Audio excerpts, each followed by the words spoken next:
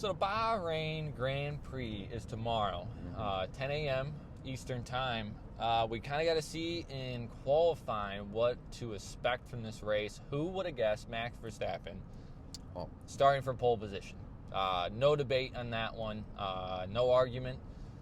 We did see some shocking points to this. Haas, we're talking about you.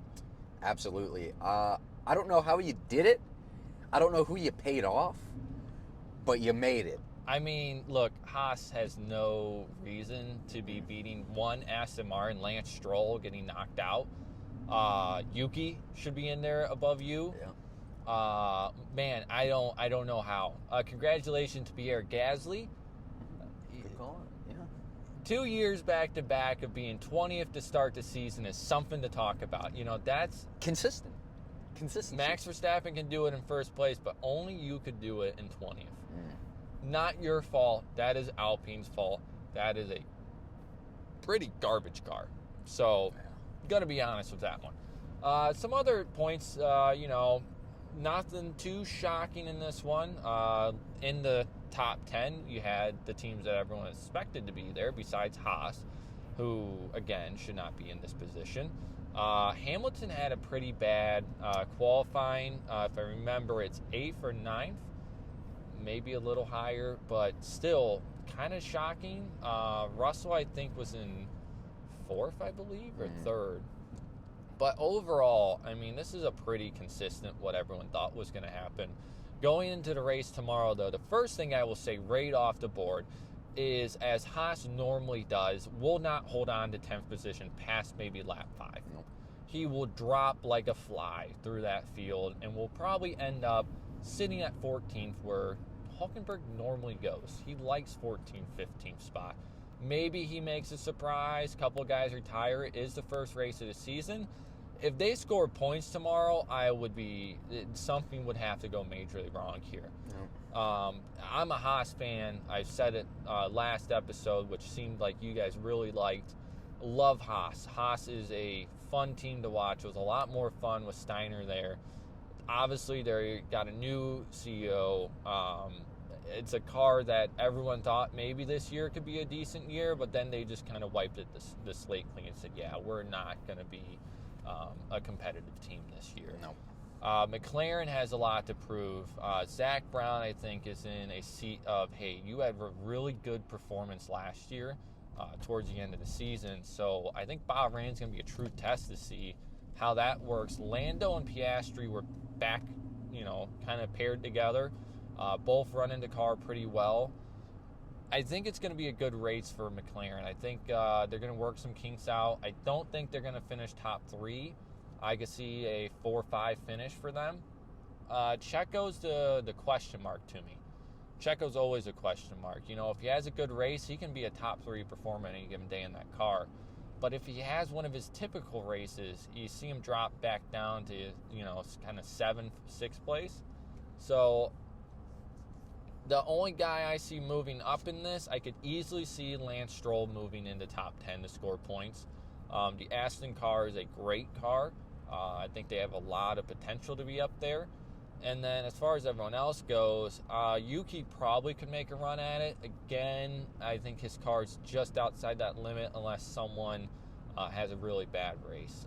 Now you don't know. It's the first start of the season. Logan Sargent could easily cause some collisions and really screw a lot of things up. He's kind of, he had a couple instances last year where he maybe caused a few little buckles. Or we could see the classic, the all-time favorite, where two from the same team are a little too aggressive and push against each other. Ferrari special. Ferrari special. You had a couple teams that have done it to themselves, and it's going to be an interesting race. I'm hoping to watch it. Now, I don't know if I'm going to get to watch the whole race. I won't be home for it, but I'm hoping to, because obviously it's the first race of the season.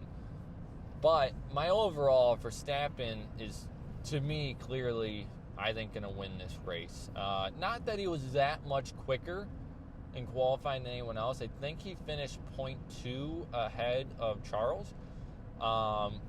Ferrari had some laps that were good, but it seems like Max can always just find that extra mile out of the next car in the field. I think Fernando is probably going to be fourth here. I think Charles is going to be second. Third is tough for me. I don't know who I want at third. I could see Carlos or Checo here with a good race. They both have good cars. I think Carlos this season is going to try to push it his all, and I think it's going to work in some races, but I think it's going to backfire in others. When someone gets aggressive, because obviously he doesn't have a seat for next year as of right now, thanks to Lewis Hamilton taking the hot seat there, moving to Ferrari. So it's going to be intriguing to see this race and see how it shakes out. But I don't see much changing in race results. I think this qualifying is, okay, again, besides Hulkenberg, that will not last. Let's just get, unless they were sandbagging in practice, which there's rumors that apparently they went with a different strategy than everyone else during practice, where they started in their race format and then deconstructed the car backwards to try to figure out why they don't have the race pace, because that was their number one concern last year. Is they were pretty good in qualifying, but they get into an actual race and like by lap 20 they're dropping like crazy. So they're trying to figure out why they can't keep a race going for so long where they can stay competitive. But overall, to sum up this video, of all people, I think, on that circuit right now who really deserve a car that's better than what he's in, Nico Hulkenberg. You magically can whip this subpar Haas car around the track and constantly beat out teams that should be way above you. If anyone deserves a cool spot in a big boy team, I would give it to Nico. I mean, Nico, yes, he has some bad performances, but he can sling a car around the track when he's on.